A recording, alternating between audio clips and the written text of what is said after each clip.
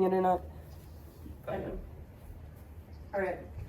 Everyone at some point in their lives has had to make a critical decision. I know I have. At work, managing coworkers and customers. At home, trying to make the best decision for the people I care about. Our world offers us countless choices on a daily basis, and in turn, we make countless decisions.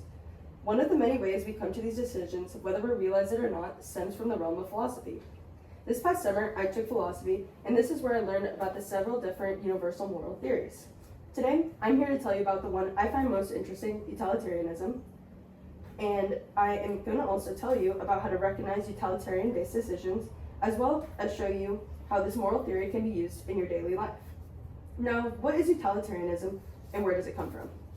Utilitarianism, as a moral theory, seeks to maximize pleasure while avoiding as much pain as possible for the most amount of people as possible. In simple terms, utilitarianism is focused on the results of your decisions, the good and the bad, not your motivations. These ideas came about in the 18th century and were discussed by two philosophers, Jeremy Bentham and John Stuart Mill. They believed that actions should be measured by the pleasure they produce.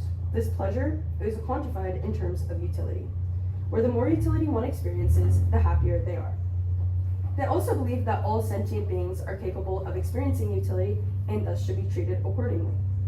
All this said, when it comes down to crunch time, a utilitarian would consider all the results of the action and choose the course of action that ends up benefiting the most amount of people. Now, let's put this concept into the context of real life.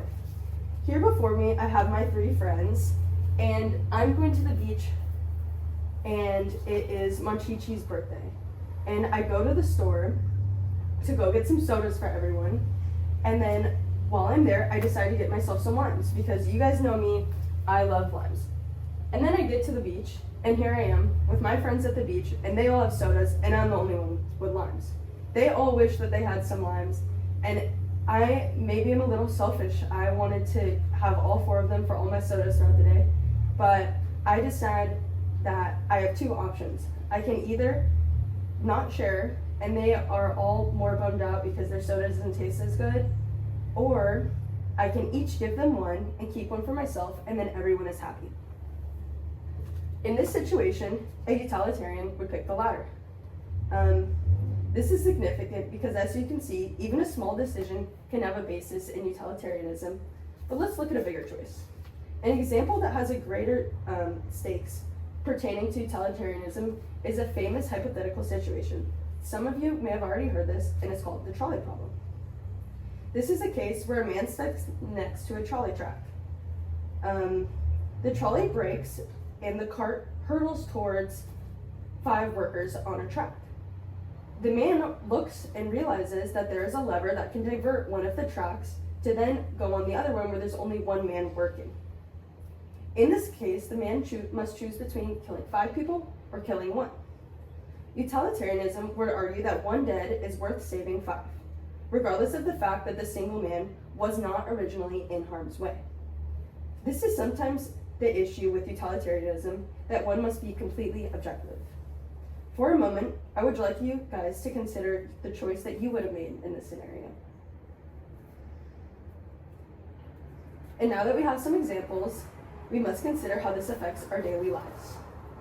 Utilitarianism is not the only avenue towards making decisions, but is one of the moral theories that puts others' needs before your own.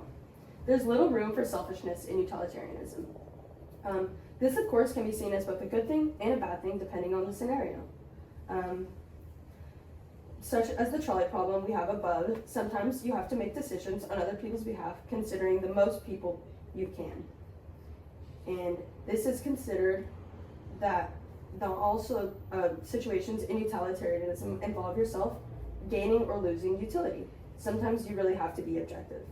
This can occur when you are in your daily life and you are trying to plan what restaurant or activity to do with your friends. And you would want to choose the option that would make the most people happy. Or say you're at work and you're trying to make a more inclusive environment for you and your coworkers. You want to find the option and the avenue that's going to make the most amount of people happy. It is possible in our world to use a seemingly black and white moral theory to gauge and navigate our great society. In summary, utilitarianism is simply a tool for guiding your moral beliefs. As a moral theory, utilitarianism focuses on the outcomes of your decisions. You'll learn to weigh the consequences of your actions as they pertain to others and hope to maximize pleasure and minimize pain. Utilitarianism is not the only one, but is one of the only ones that really puts others' needs before your own. And while it may seem that there's no solution to complicated social dilemmas, through practicing and really thinking about decisions we make on a daily basis, we can consider others' needs before our own and have a better society.